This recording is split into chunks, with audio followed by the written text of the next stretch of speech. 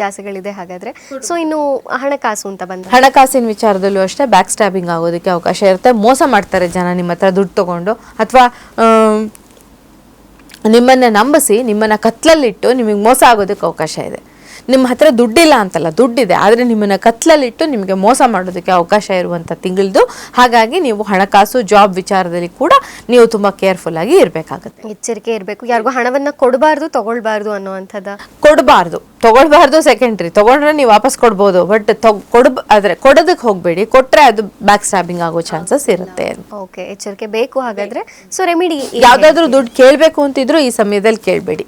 ಒಂದು ವಾರ ಕಳೀಲಿ, next reading ಏನ್ ಬರುತ್ತೆ ನೋಡ್ಕೊಂಡು ಒಂದು ತಿಂಗಳು ಕಳೆದ ನಂತರ ನೀವು ಮಾಡ್ಕೊಳ್ಬೋದು. ಅಂದ್ರೆ ಡಿಸೆಂಬರ್ ಅಲ್ಲಿ ಹಣದ ವಹಿವಾಟು ಸ್ವಲ್ಪ ಅವ್ರು ನೋಡ್ಕೊಂಡು ಮಾಡ್ಬೇಕಾಗತ್ತೆ ಅಂತ. ಸೊ ಇನ್ನು ಅವರಿಗೆ ರೆಮಿಡಿ ಅಂತ ಹೇಳೋದಾದ್ರೆ ಮಕರ ರಾಶಿ ರೆಮಿಡಿ ಅಂತ ಹೇಳೋದಾದ್ರೆ ಇವರು ಕೂಡ ಗಣಪತಿಯ ಆರಾಧನೆಯನ್ನ ಹೆಚ್ಚಾಗಿ ಮಾಡ್ಬೇಕಾಗತ್ತೆ ಅಂತ. ಗಣಪತಿ ಮತ್ತೆ ಸುಬ್ರಹ್ಮಣ್ಯನ ಆರಾಧನೆಯನ್ನ ಮಾಡೋದ್ರಿಂದ ಆರೋಗ್ಯ ಸಮಸ್ಯೆಗಳು ಕೂಡ ಬಗೆಹರಿತವೆ. ಹಾಗೇನೆ ಒಂದು ಹಣಕಾಸಿನ ಪರಿಸ್ಥಿತಿ ಕೂಡ ಸುಧಾರಿಸುತ್ತೆ ಅಂತ ಹೇಳ್ಬೋದು.